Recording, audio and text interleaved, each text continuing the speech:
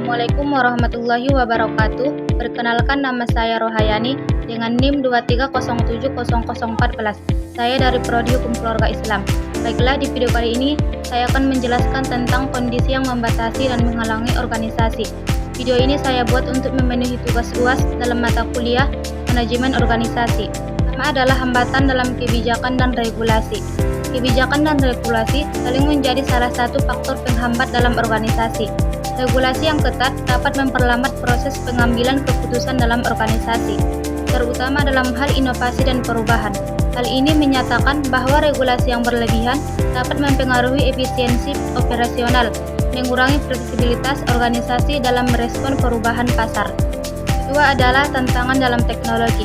Kemajuan teknologi membawa dampak positif dan negatif bagi organisasi. Meskipun teknologi dapat meningkatkan efisiensi, adopsi teknologi baru seringkali memerlukan biaya besar dan waktu untuk pelatihan karyawan. Kurangnya keterampilan teknis dalam organisasi dapat menjadi penghalang utama dalam mengadopsi teknologi modern. Yang ketiga adalah keterbatasan sumber daya manusia. Sumber daya manusia yang kurang memadai seringkali menjadi hambatan signifikan bagi perkembangan organisasi. Keterbatasan SDM tidak hanya mempengaruhi produktivitas, tapi juga kemampuan organisasi untuk bersaing di pasar global. SDM yang tidak terlatih dengan baik dapat menghambat implementasi strategi bisnis yang inovatif. Keempat adalah pengaruh budaya organisasi. Budaya organisasi yang kaku dapat menjadi penghalang bagi inovasi dan perubahan. Budaya yang terlalu formal dapat menghalang kreativitas dan inisiatif dari anggota organisasi.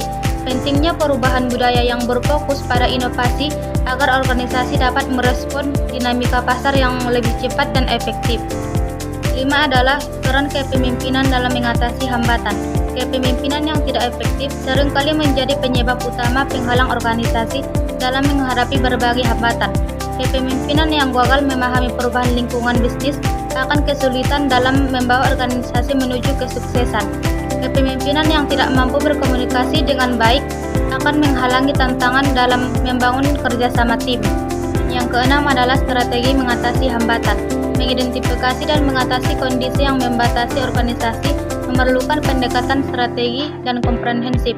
Menggunakan analisis SWOT untuk memahami kondisi internal dan eksternal yang mempengaruhi kinerja organisasi.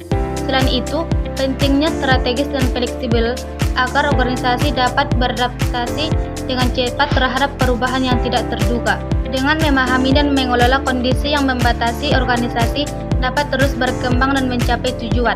Menegaskan pentingnya kesadaran terhadap hambatan yang ada dalam organisasi dan bagaimana pengelolaannya dapat menjadi kunci untuk keberhasilan. Pemahaman yang mendalam dan manajemen strategis terhadap kondisi yang membatasi perubahan langkah fundamental bagi kesuksesan organisasi. Itulah pembahasan dari video saya. Kurang dan lebihnya saya mohon maaf. Wabillahi taufiq wal hidayah. Wassalamualaikum warahmatullahi wabarakatuh.